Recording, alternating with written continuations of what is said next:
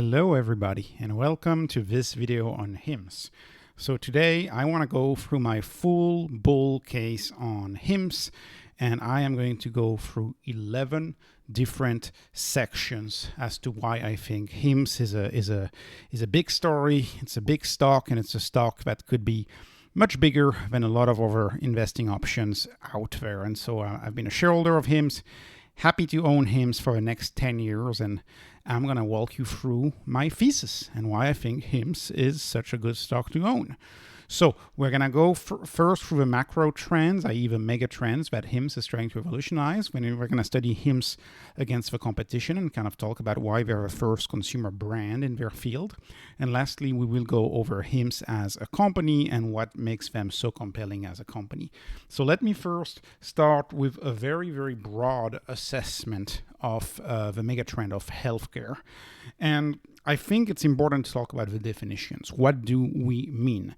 Do we mean healthcare or do we mean sick care? Because as I study HIMS, I realize that we live in a sick care system, and our country, has wonderful sick care. The US has great sick care, and I would argue a lot of places around the world, not just the US, have great sick care, but do they have good healthcare? Healthcare meaning living healthfully, living your best health now. If you live in health, you will minimize your needs for sick care. You will minimize your needs to go to the hospital, or at least postpone it to really the later stages of your life. And hallmarks of healthy life and health care, as I call it, these hallmarks, they would emphasize things like healthy eating, right? Eating veggies, food with a lot of nutrients, being careful with your fats. They would emphasize having a healthy weight. Very important to have a healthy weight, because we know the number one source of death in all developed countries is cardiovascular disease. 15 different variants of cardiovascular issues can happen. It's all because people don't have an healthy weight and people don't eat properly.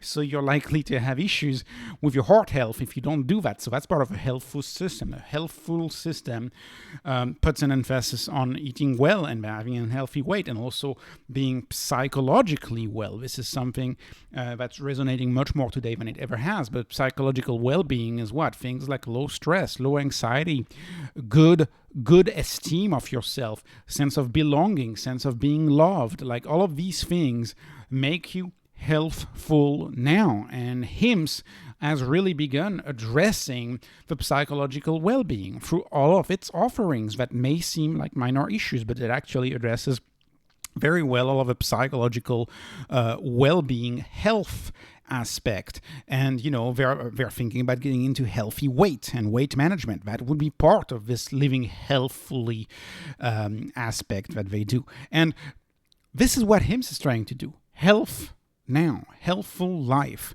It's induced demand. It's new. It's a new form of healthcare. It's an invention of healthcare if you really think about it. But today, our sick care, right? Everybody calls it healthcare, but if I'm going to go ahead and call it the sick care system, our sick care system today gets the priority over healthcare, right? So people who are farther ahead in their disease will get priority over people who are healthful. And I'm not criticizing that. It makes sense, obviously, but that just goes to say we have a sick care system, right? Practitioners are so busy, right? MDs are so busy that if you're healthful, if you're full of health and you're going to see an MD, you're likely going to see a nurse. They're going to have you see a nurse. And if you spend any time with a doctor, it's going to be like a few minutes, right? The system is shielded, protected by a wall of complexity, a wall of ambiguity, and a wall of payments that only those with actual sicknesses wanna pierce, right? People who just have minor issues like, I'm losing air, or I have some ED issues sometimes, they're not going to want to pierce that complexity in order to get help from the traditional healthcare system, which I call sick care. And that's why I think HIMS has a view of healthcare which is very blue ocean, i.e. it's not addressed in the market right now. And it's also better, I believe, and it's what a lot of people will prefer, to live a healthful life.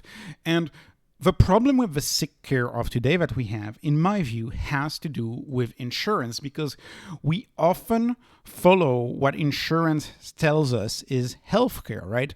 If something's not covered by our insurance, there's going to be this implicit tendency of people to think that's not health. For example, access to your gym, to a gym, that's not insurance. That's not covered by any insurance. And therefore people assume it's not part of a health routine or it's not part of healthcare. While in fact, in my view, I believe a gym access should probably be part of healthcare, right? You should probably get a little voucher or a little something or some level of encouragement to join a gym. But that's not it, right? There's other things that are not covered in these hefty health insurances that most of us pay. There's other things that are never covered that have a lot to do with psychological health. For example, hair loss. Hair loss. If you're a woman who has grown with her hair and you reach your 40s and you're losing your hair, it's gonna make you feel down and really sad, and you're gonna be upset about losing your hair. Men too. Men are very upset about losing their hair. How about things like cosmetics, right? I think people are quick to jump and say that any type of cosmetic needs is superfluous and it's kind of frivolous. But that's first of all, who are we to say that? And then that's not true. That's not true. Like if you take acne, I'm sorry, but if you have very advanced acne in today's world, it's going to be very tough to function. Same for anxiety and stress. These are things that are often not covered. Sexual wellness, ED. How many men don't get treated while really they should get treated, but the system is designed in such a way that it's intimidating, and so they don't want to get treated. Moving on with the not covered topic. How in the world, what type of first principle thinking puts dental and vision separate from sick care, separate from healthcare, especially dental, when we know that your teeth can impact so much of your heart health? Everything is linked here. What about weight loss? Weight loss programs are very important. These are all things that are, unless you have a special insurance, but most insurance don't cover any of this. And this is why I believe a lot of people are going to choose to focus on their health with out-of-pocket payments, with their own money, right? They're going to shortcut their insurance, and they're just going to go straight to the provider of health care and use sick care later in life. And again, by virtue of which first principle does an insurance company cover something or not cover something? And what is covered is considered health. What is not covered is not considered health, right?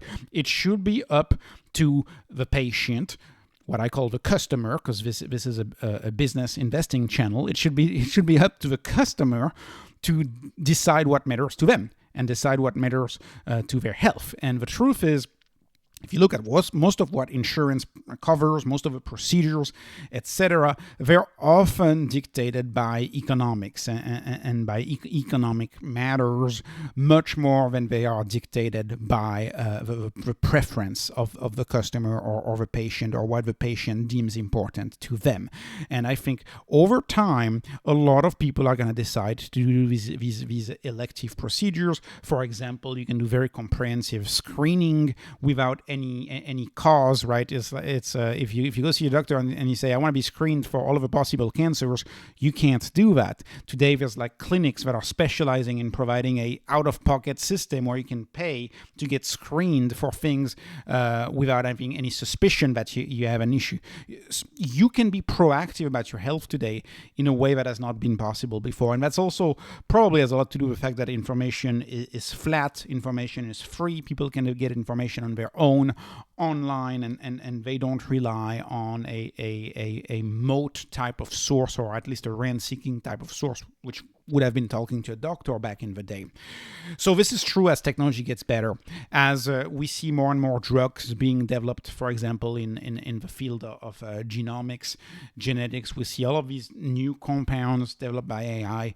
There will be benefits to these drugs that are discovered, but they may be off-label benefits, right? You may find out that a drug for hair loss, for example, is very good for lowering your blood pressure, and you want to take that drug for blood pressure, right? That's actually the case for one of the hair loss drugs of HIMS. So there's all of these different drugs, all of these different issues that can help your health and help you live health fully, but they are not covered by insurance. And I believe the limits of insurance and the fact that insurance promotes sick care and not healthcare are a reason as to why HIMS will be a high-performing company going forward.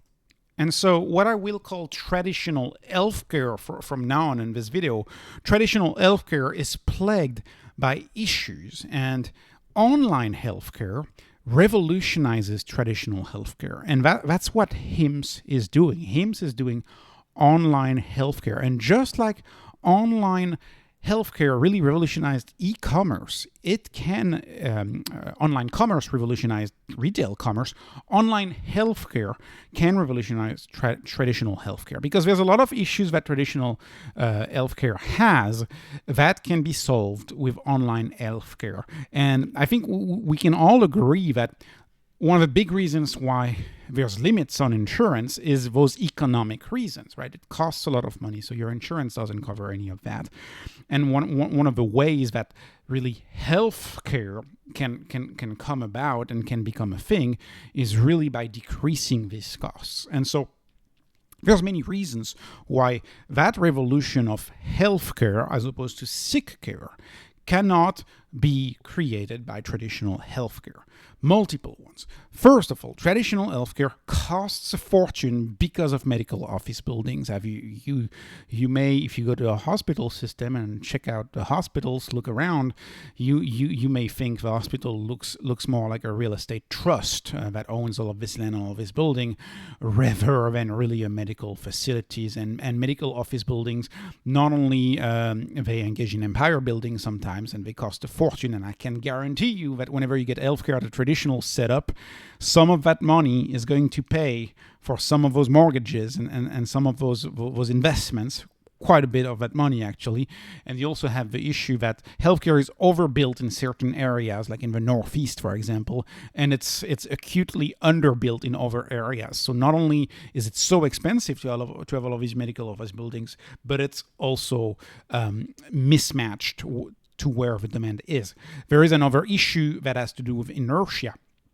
Most of these organizations of traditional healthcare are very old, and because they are very old, often more than 100 years old, they are bureaucracies. They have bureaucratic administrations, which means that you may end up with hospitals and insurance companies that have 10 to 15 layers of bosses, right? And so you end up with a unfair share of the money that you pay for your healthcare that goes towards your boss's boss, and all of the bosses and all of the administration.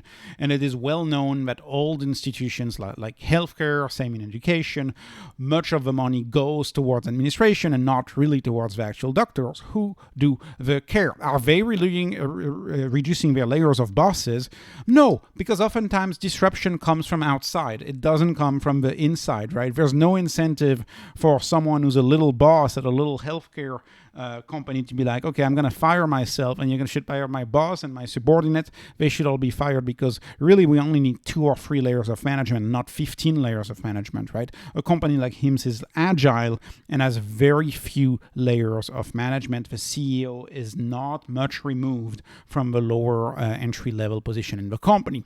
We also have another issue with the healthcare system, right? Healthcare walks hand in hand with pharmacies, because of course drugs are such an important part of getting care, and we have tens of thousands of pharmacies across the US. And just like branches are not really needed anymore for banking, today with online shopping, online buying, we have developed an infrastructure for shipping, and we can ship drugs across the US, and we don't need to have tens of thousands of small pharmacies that can't do what massive warehouse type pharmacies can do and can ship. And the advice of pharmacists can be given through the app, right? It's not something that you need anymore. And of course, the legacy system is still having customers pay for that infrastructure. That is not needed anymore, in my view, over the long run, right? We're talking about megatrends. We're talking about very long-term stuff here. 10 years is my time frame, not any shorter. This system is also not well suited for the modern day, because according to HIMS, 70% of all consultation in the health sector, in the medical sector, can be done fully online, fully remotely. And this is per their conference call. So this is what they're going after. And even though there's a knee-jerk reaction to teleconsultations right now, because in 2020 we may have moved too fast, too quickly towards everything 100% remote. But nonetheless, it doesn't change the fact that it is superior, in my view, to do it from afar. Because why is it superior? Because you end up having healthcare that can be cheaper than a copay. That's why it's superior. It's much cheaper. It's also better for Gen Zs, and we'll see why it may actually be much better for Gen Zs. Online medical consultations create the same benefits to the healthcare sector as online commerce did to retail. It's quicker, it's cheaper, it's better. Online medical consultations facilitates many things, like follow-ups, for example. If you see a doctor, if you have a family practitioner, it may be very hard for you to follow up with them with just a tiny question. You may need to go back into the office and have another appointment just to ask a question. And it may be hard for you to reach your doctor because you have a barrage of secretaries mediating dialogue with your medical professional. You don't have that when you deal with an app. You have a chat box, and you can just chat, send emails to your medical professionals. It can be done very quickly, very informally, without having to go through a consultation each time. Online medical consultations, in my view, over the long run, they will allow much better services. So, for example, you're going to have a wider range of hours, right? That's why HIMS can get you a doctor within 24 hours. You don't have to wait, right? Doctors are located all around the US. It's much easier to access someone online than to access someone in your town. You're also going to have, I think, a lot of synergies for across nation and across states, right? You could easily see a doctor in the US helping someone out, in an emerging market, for example. I could easily see that. Another thing you can have with online consultations is you can use AI. And I believe this is very important down the road. Are we going to have AI doctors? Are we going to have AI-assisted consultations? I believe so, as soon as regulation moves, and HIMS is building that infrastructure for teleconsultation. So this is all the reason why I think online healthcare is as disruptive to healthcare as online commerce was disruptive to retail commerce. And let me move on to a last aspect of the macro trends, which is the drugs themselves and the pharmacy itself. And so HIMS has one of the largest compounding pharmacies out there in Phoenix, Arizona. And what do they do with compounding pharmacy? What is a compounding pharmacy? A compounding pharmacy is when you customize a drug to the needs of your patient. And if you've ever said, oh, that drug's too much for me, or that drug doesn't do anything for me, if you've ever said that, then you know the value of a compounding pharmacy. It's about matching the drug, tailoring the drug to your specific needs. And this is something that is not economically feasible at a local CVS, or it's really a small scale thing. Thanks to these big warehouse-type pharmacies, it is now possible to have compounding pharmacy, i.e. customized drugs, at a much larger scale and make these drugs available to more people. And the benefits of compound drugs, as opposed to a drug that just comes off with a label and that doesn't really have any dosage or anything, one of the big benefits of a customized drug is that you can truly customize that drug to the needs of your customers, right? And HIMS has all of this data. So, for example, when you talk about ED, HIMS got started with ED, right? It was one of their chief products. And they have all of this data, hundreds of thousands of men who have consulted on ED, talked to doctors about ED. And so they know what is just right. And so now they're able to customize ED drugs to the specific needs of each patient. And you understand why it would be very important to have a very well customized, tailored to you ED drug. Because if you have too high of a dose, let's say in the morning you have too high of a dose, then you can't do much. You can't really go to work. The effects last forever. Sometimes there's poor stories of people ending up in the emergency room because sometimes the effect of that drug can last, up to 3 days. And conversely, if you have too little of a dose, it simply doesn't work. And if you have ever felt that way for any type of drug, that, oh, that's too strong for me, oh, that's too weak, like for example, say I take ibuprofen, right, over-the-counter medication. Some people have different reactions to it. Oh, it's too much for me, it's not enough for me. If you've ever had that reaction about a drug, that's because that drug was not specifically tailored to you. But we're all different and we all have different needs, and dosage is not always hit. Sometimes you need to go to compound pharmacy and put different active components into that drug and make that drug tailor to your specific needs. And this is something that you can do at a large scale thanks to online healthcare, and that's what the field really that HIMS operates in. So let me now move on to HIMS versus the competition. One of the first things that makes HIMS special is that it's moving away from this rent-seeking type of relationship that you would have in the insurance world with the healthcare company and the customer, which they call a patient, right? A patient. HIMS is approaching all of these issues that people are trying to get care for, healthcare, so minor issues.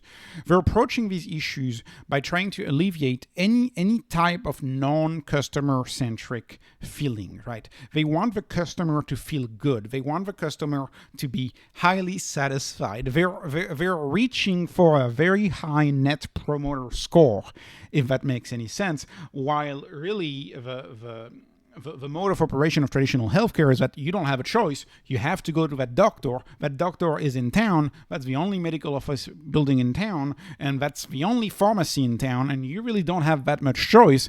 That's rent-seeking there, right? That's using your moat to protect yourself. HIMS is not going at it this way. HIMS is trying to create a product that, of course, cures you, helps you with your issue, but also creates satisfaction, customer satisfaction. And so let me show you a few examples. This is their hair loss product for women. And you can see nowhere, if you look, first of all, they make the pill look like jewelry, and the pill is aesthetic. And again, it seems very silly, but customer satisfaction, marketing, product design is a whole bunch of teeny tiny things done right that men then make you feel a certain way. So the product is already much more appealing. You can see the customer is happy to be able to get treated and get new hair or hair regrowth. But this is also the product, right? Hair blends, RX, pressed pills. Does it say anywhere what this is? I mean, the patient already knows what it is. The patient does not need to be reminded of the problem. The patient needs to feel good in order to use the problem. And so when you say get thicker, fuller hair, that helps the patient feel better, as opposed to, say, a competing product. This is an example of a competing product. And the boldest thing, the number one thing you can do is you get reminded of your issue. The woman's hair growth expert, hair regrowth treatment. So you get reminded of your issue. So you're in that rent-seeking, non-customer satisfaction issue, while here you're trying to make the customer feel good about the product. Hers makes consumer feel good about their treatment. There is no unnecessary reminder of the condition, right? And even though they're both RX, this makes a world of difference. This makes a world of difference. This is product design. These products, in my view, are well designed. Let's look at how they do it for men. How do they do a consumer brand for men? So this is HIMS, the hard mints. So first of all, it's not a pill. It's a mint, right? You're not taking Viagra, you are taking a mint. So it makes the consumer feel really good about the treatment. It doesn't remind the consumer anywhere what the treatment is for. It just tells you hard mints, right? People realize what it's for, and it's tailored to them, and they had a consultation before they got it, so they already know. There's no unnecessary reminder. If you look at the competition, and I mean, it would really make someone feel down. I would assume if you read that. That's why I say it's about holistic care. It's about healthcare. It's about feeling good. Look at Viagra, male ED. They write it bold. They write it bold on the box. Like one product is customer centric. One product is a consumer brand. That's what HIMS is doing. Another product is rent-seeking. It is not customer-centric. You get this because you have to, right? You don't have this on your nightstand. It doesn't make you feel good if you have this on your nightstand. This, on the other hand, is a product that looks just fine, fits in your pocket, fits wherever. Customer is happy about it. And customer-centric brands, and I'm sorry to be emphasizing on this, but customer-centric brands, they're typically loved, right? They create value for you. People are happy to go to them. They're not rent-seeking, right? Rent-seeking will be, my patent protects me. Customer doesn't have a choice but to use my product, and then customer gets my product and I can charge whatever I want to the customer, right? That's a pharmaceutical way of thinking. They don't have a choice. I have a patent that protects me. I can charge whatever I want, right? HIMS is not doing it this way. HIMS is like, you can go elsewhere, and we're fully aware you can go elsewhere, but our product is going to make you feel the best. And that's all the field of marketing and consumer psychology. Consumer psychology is very important. Why are you going to choose one brand over another? How are you going to feel after using one product over another? So HIMS is driven by economic value creation, and value creation in the case of HIMS is created by having this symbiotic relationship where the customer comes for the product, but the customer also wants to stay. And so that's a win-win. That's a win-win situation where when you're satisfied with a product, when you want to stay with a product, when you get a product because you want to, not because you have to, you want to use the product. That's a true economic transaction in the great sense of the term. That means both parties have something to win. Both parties economize resources by entering into that exchange. And that's what I think a product like HIMS does, and that's why we are redesigning all of these drugs. Everybody's trying to sell generic for XYZ.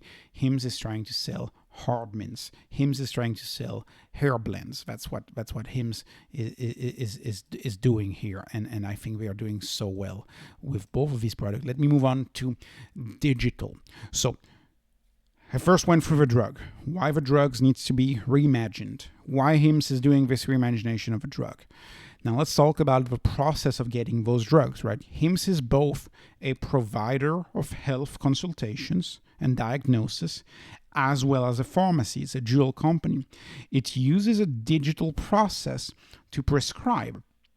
And so the point here is we have to talk about the physical process and compare the physical process compared to HIMS. Like we often look at companies like, for example, GoodRx, or like companies that just sell drugs and ship drugs to your home.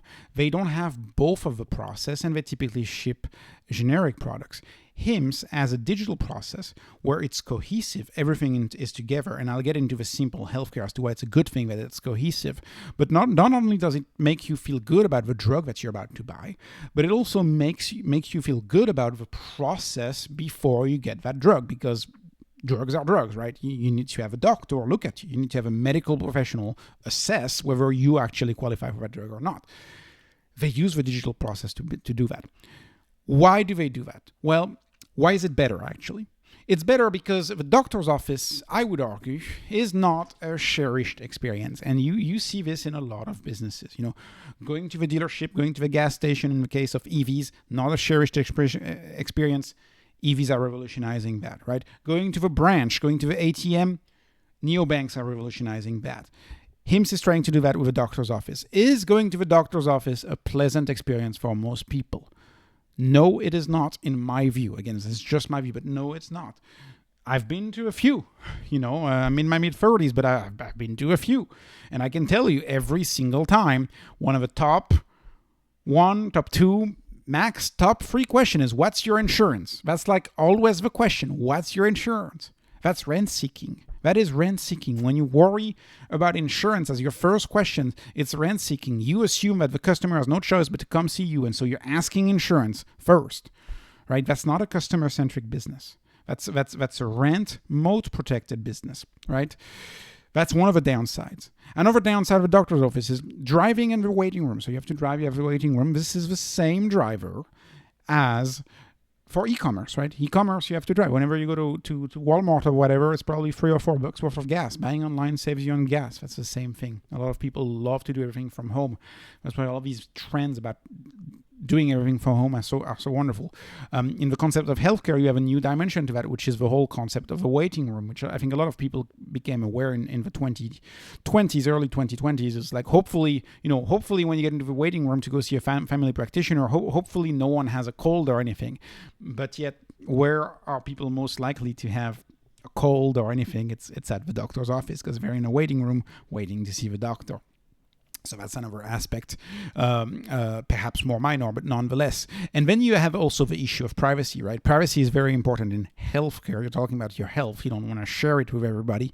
But the fact that you're walking into a physical office necessarily discloses some of that privacy, right? If you're seen walking into a low-T clinic, it's implied that you're getting a treatment from that clinic, and thus you are signaling to whoever sees you go in, you're signaling that you're getting treatment. And so you're disclosing some of that so important medical privacy. Doing everything digitally, remotely, does not disclose to the local people that are near you, does not disclose anything, right? Your neighbors don't know, and that I think that's a major plus, a major positive for digital process pharmacy like online consultations. And lastly, and this is a problem for two types of people, I'm talking about in-person interactions. So first of all, we know Gen Z absolutely hates that. So that's going to be a problem for Gen Z. That's going to be a problem for younger millennials. Gen Zs are perfectly fine spending an entire lunch or dinner on their phone, and they want to do everything on their phone. So as HIMS is a company that's going for a younger consumer, that's going to be a problem. And another problem, which is a problem I believe to be for most people, is that if you're going in for stigmatized health needs like ED, you may not be happy to talk about this in person. You may be much more comfortable doing this through a chat box or by email, and HIMS allows you to do that. So these are all the reasons why I believe the digital process to getting that drug is better over the physical process. Digital processes remedy all of these issues, right? Consultation, for example, instead of getting asked what's your insurance, because in the traditional world, the consultation, right? The doctor who gives you the consultation is different from the pharmacy selling you the product. You're going to have two people charging you and two people getting their margin. In the case of a unit like HIMS that does both consultation and pharmacy, you can have either or be subsidized, right? The costs are amortized over both services and the product. So the product and the service amortize the cost. So the consultation ends up being either free or much cheaper due to the fact that you get those economies of scope, right? Economies of scope in the sense that you're doing both the consultation and the sale of a medication, if there is one, but you're also not having any physical offices, not any assistants, not any medical secretaries.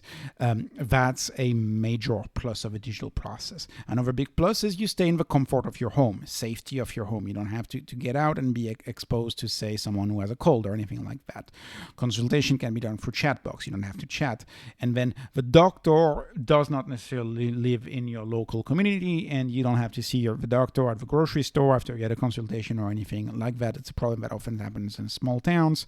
Doesn't really happen because the doctor is relatively anonymous. So I believe these are all of the reasons that will compel people to go for digital health, whether it is digital consultation prior to getting prescribed a drug, and then digital ordering of that drug from that consultation, all going in hand. And I believe it is better. And there is a third aspect where HIMS, I believe, shines over the competition, shines over the physical process.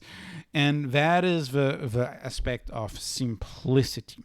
Simplicity is so important in healthcare.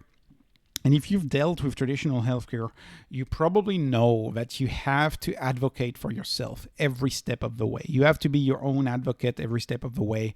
And the process is not, you're not handheld through the process, right? You get referrals, but you have to fight to go to the doctor or to find the doctor. You have to have everything lined up, right? It may take months between your medical doctor and your specialist. And also, because you're dealing with traditional healthcare and traditional insurance, you may get into issues. For example, a big issue in some areas is getting a family doctor. Yet, let's say you need dermatology. If you go for your traditional insurance and you want to have a dermatology service provided, they're typically going to want you to go see your primary provider or your primary doctor first. So you first need to go see your primary doctor, and then you need to get a referral to a dermatologist. So that's a two-step process. It's not a simple process.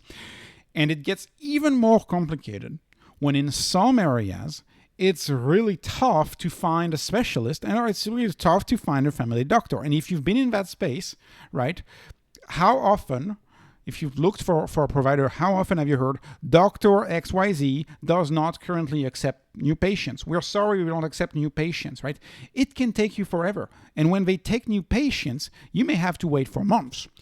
This issue of complexity of healthcare and getting in front of a healthcare professional, you don't have as much with HIMS, because HIMS developed its own network of consultation providers. They have their own network of specialists. And if you listen to the HIMS conference call and you require a specialist, right? You know that HIMS is working really hard on getting more and more providers signed up with HIMS, so that those consultations in most cases take less than 24 hours. So you're saving money and you're feeling better about the product. That's the consumer brand for you. You have a fully digital process, which is better in so many different ways that I've already described. And then you have a more simple process, right? And that simple process is really wonderful. And you don't have to advocate for yourself every step of the way. Also, there is one final problem about the complexity that HIMS solve. And it is the fact that pricing is not always, if ever, clear despite insurance. And in the US, they'll typically ask your insurance. And when you get out of a doctor's office, typically they're like, we'll let you know if we need anything. Because the doctor often assumes that everything is covered. But it happens sometimes that you hear back a month later and they ask you to pay a little something because your insurance ended up not covering everything. And so, sometimes it can get really stressful. Sometimes you can get like a letter in the mail for like just a few dollars because your insurance covered most of the procedure but didn't cover everything, and so you have to like send a check for like $10 or $20, maybe more, maybe less sometimes, and the hospital may send you to collections. That's also another thing that you have to watch out for in the US. Stems directly from the complexity of the system. And this complexity is solved by HIMS, who has very, very transparent pricing. I've gone over this through many of my videos. They advertise the pricing up front. You know the pricing.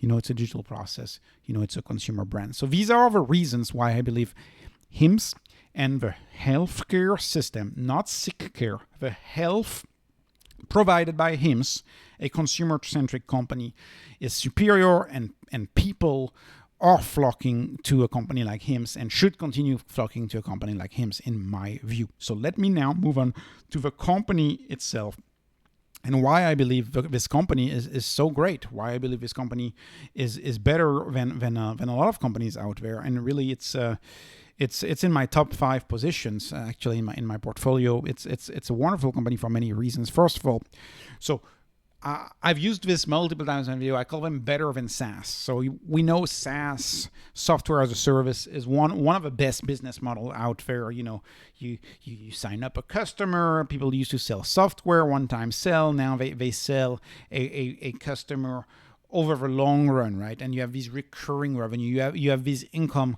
coming over the long run because people subscribe to you. Well, that's what HIMS is doing for healthcare.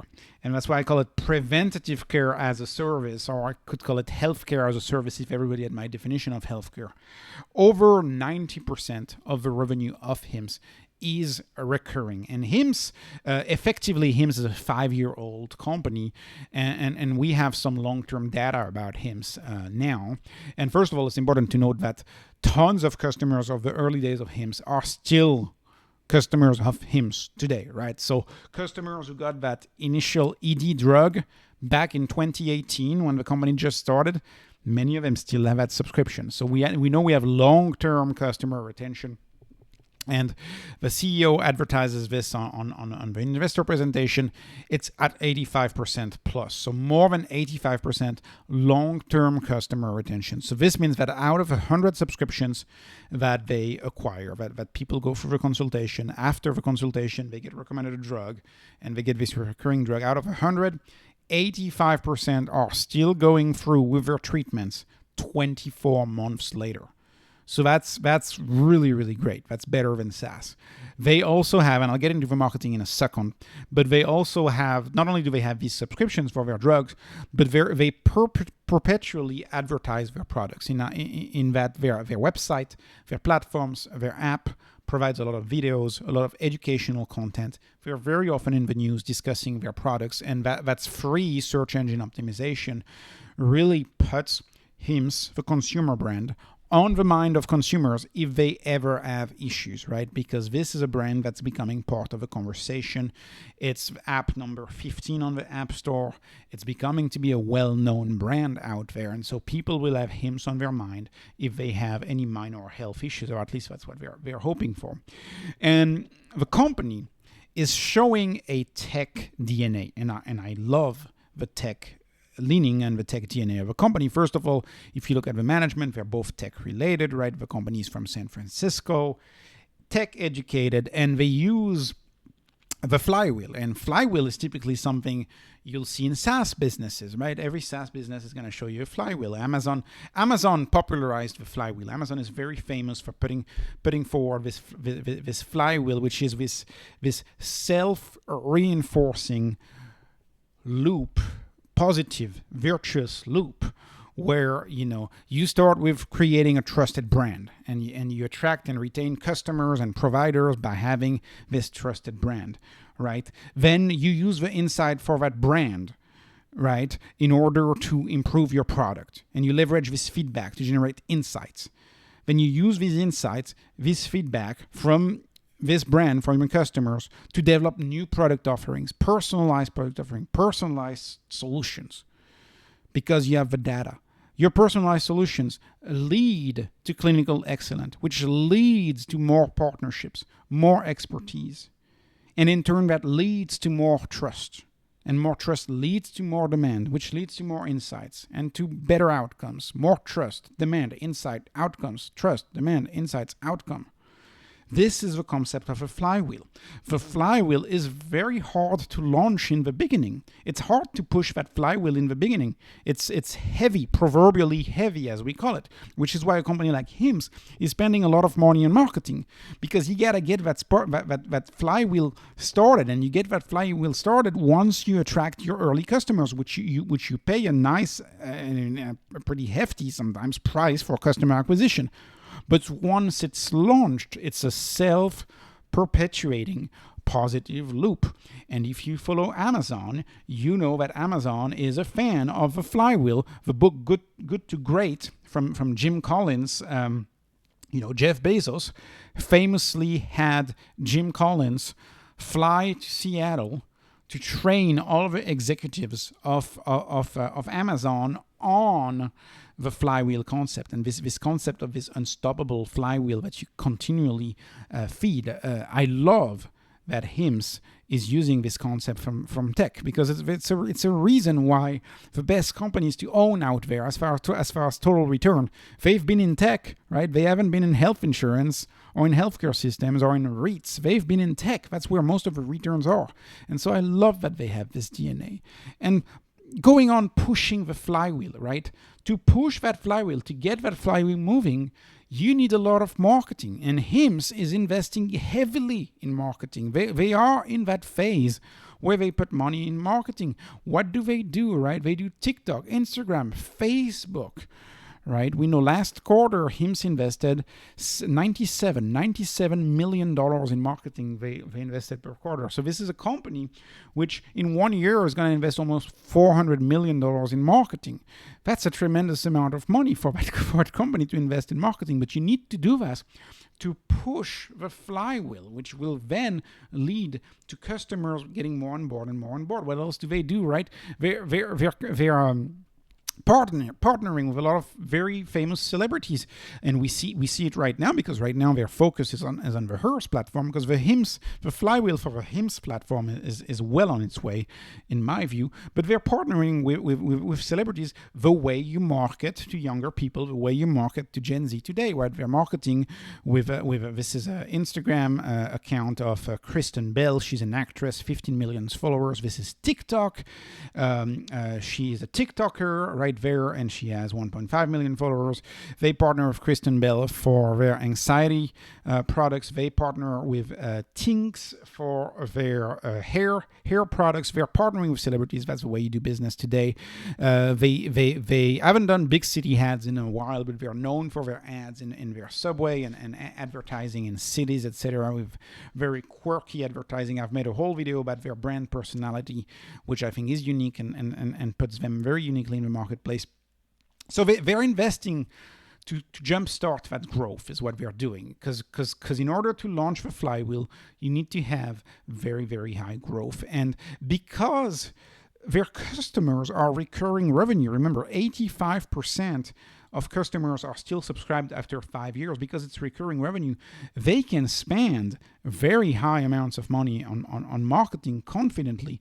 And when I calculate back of a napkin my own calculation, when they do their own calculations, they see the numbers, and we know their return on marketing spend per what they tell us is under 1 year. But in my back of a napkin, most negative, possibly the most least favorable way to calculate marketing, I calculated in this video that I published a few days ago, and I get to a 492 days break even on marketing. So it takes them 492 days to break even on each dollar spent on marketing. So that's a 74% return on spend, keeping in mind that we don't know how long that customer retention is.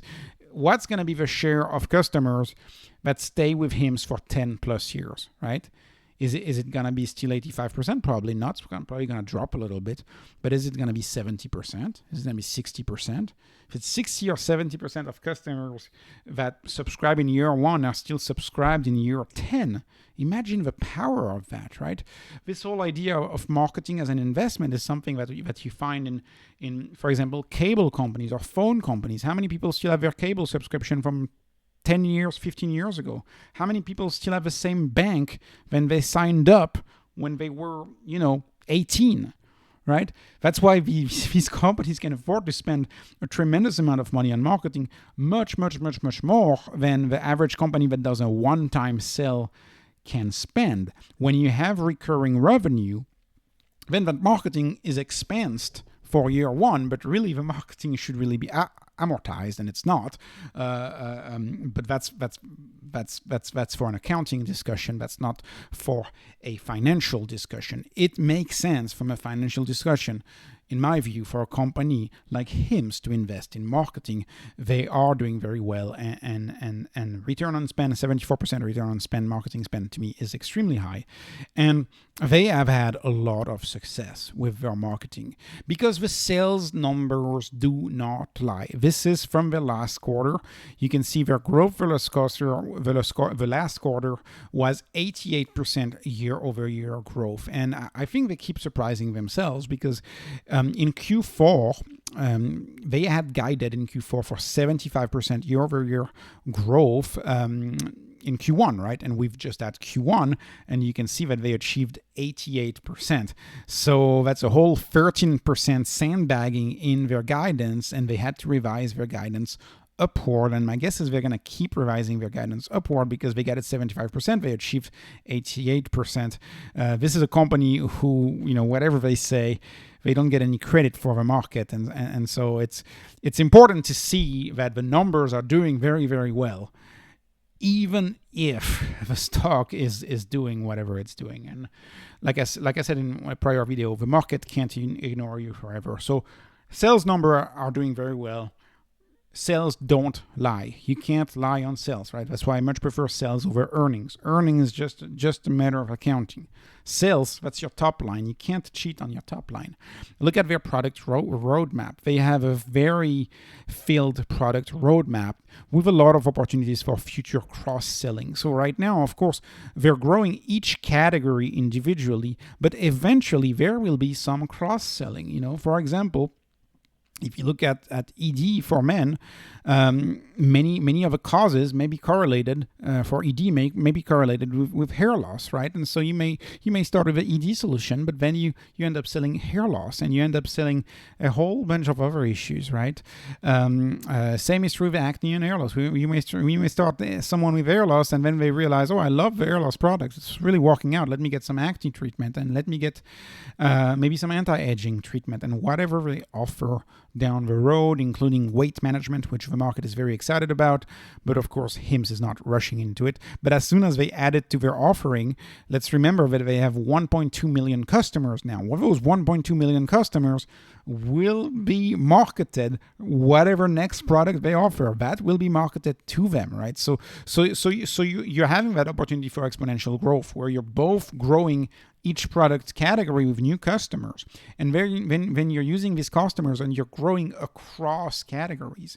And customers love the app, right? Sales don't lie, but feedback doesn't lie either. If you look at the reviews, they have 4.7 for hers, 4.8 for HIMS on their iOS app. It's an amazing review, and the reviews on Google Android are just as good. And the reviews for the OTC products that they sell on Amazon, right? Those products you don't need a prescription for, like their shampoo, they have outstanding reviews. So there's a lot of good things going on for them. And here's another thing that tells me growth could be even more exponential. So they just started selling a few products in the UK. We know that Canada is also going to be coming soon. So think about the exponentiality of their growth. More customers in each category, more products to which you can sell stuff, right? More product categories for which you can gain customers. And then more countries for which you can get customers for HIMS and their products. So if you multiply all three, right, granted customers and countries are kind of the same thing, except whenever you add a new country, you add a tremendous potential of customers. You can have a potential for explosive growth for a very long time. I love that they're going into other markets and selling their products across the world, because a lot of traditional legacy healthcare companies, not pharmaceuticals, but healthcare companies are US only. HIMS is not. HIMS is setting itself up for very strong growth, and I love that. What about the management? Well, what can I say about the management besides the fact that Andrew Dudum and Yemi are awesome? If you listen to the conference calls, and I've listened to about 5 conference calls from them, and I think they are energetic, youthful CEOs, and they have a lot of ambition, and it's very important for these CEOs. And what I also love, I'm going to call them management team for this TMT. There's obviously just one CEO, but what I also love about HIMS right here is the fact that their backgrounds are either tech or marketing. So in order to create a consumer brand, you need strong marketing background, right? Uber, highly disruptive company, right? Google, these are all disruptive companies, and they also have, of course, the tech background. So I love to see the background on the management team here. Founder is young, early 30s, very driven. My bet is that this company can become a much bigger company. I love to have a young founder get a company when you have a founder who's in their prime and who's going to do a lot. And the CEO, of course, is aligned with the shareholders at 12%. And by the way, you see a lot of buzz about insider selling. I will just say that the insider selling of the CEO that you see here and there is absolutely meaningless. When the delta of shares sold is less than 1%, i.e. ownership change is 0% after you do a sell, that means you really didn't need to sell, and that sell is not meaningful. Now, if the CEO were to sell half their position, right, half his position, that'd be bad. But I'm not worried at all about the insider selling. And I've made a specific video about insider selling for HIMS. Anyways, I love that management team. And this leads me to my small conclusion about the video and the numbers of forecast. And I've done quite a few videos just on the numbers, right? On this channel, I tend to focus a lot on the numbers, more on the numbers than a lot of other things.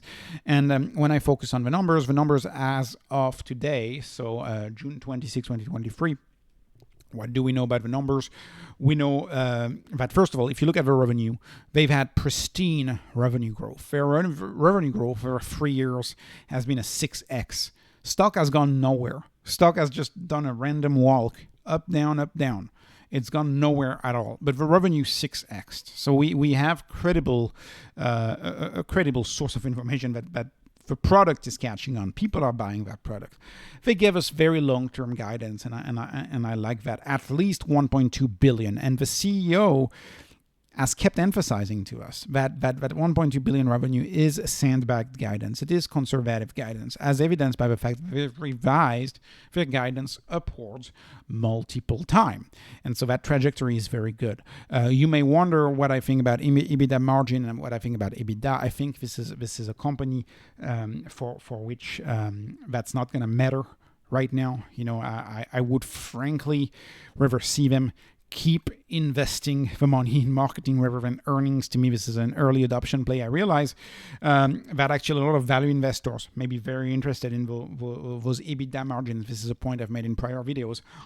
This is, if they keep going with that growth and those margins manifest, we may get into this situation where this is a company that appeals both to growth investors and to value investors, which is very interesting. But I want to see them invest more and really invest in that marketing and grow faster, fuel that growth, put fire on the growth. But anyways, management is on track, in my view, to reaching their guidance early. And this is just a sample from this video that you can find on my channel. Where will HIMS be in 2025? And so currently the stock is trading about 3 times revenue, 4 times gross profit. And if you use the same valuation, assuming the same depressed valuation hold in May 2025, right? You would get to a company that would do about roughly 2.2 times in 2 years. That's a 50% compound annual growth rate. And I've gone more into detail into that calculation in my video, but that's not investment advice. That's just my back of a napkin math and what I'm expecting for the stock. But nonetheless, this is a stock that I want to own for the very long run. And I hope this video gave you insight into how big this story could be. This is not just a stock that sells products for stigmatized conditions like ED or hair loss. No, this is a company that can be much bigger. This is a company that has a roadmap. This is a company that creates my view of healthcare, which is really not sick care. Is really healthcare is about all of those small things that end up changing everything and that make life worth living, right? These small issues that are not treated by your insurance-defined healthcare. Those small issues, when addressed, can really create positive sentiment in your customers, make your customers happy to do that subscription, to promote the product. And we see this on social media. We see this in the reviews. And I believe this is a company that has a bright future ahead. And I'm very happy to have this stock be a top 5 position. But anyways, this is not investment advice, of course. This is just entertainment, or maybe a little bit of edutainment, let's call it, because this felt more like a lecture than anything. If you watch it fully, I really appreciate that. I will put timestamps in the video. But anyways, if you love this video, I appreciate all of your likes. Please like, please subscribe. Takes me a while to do all of this.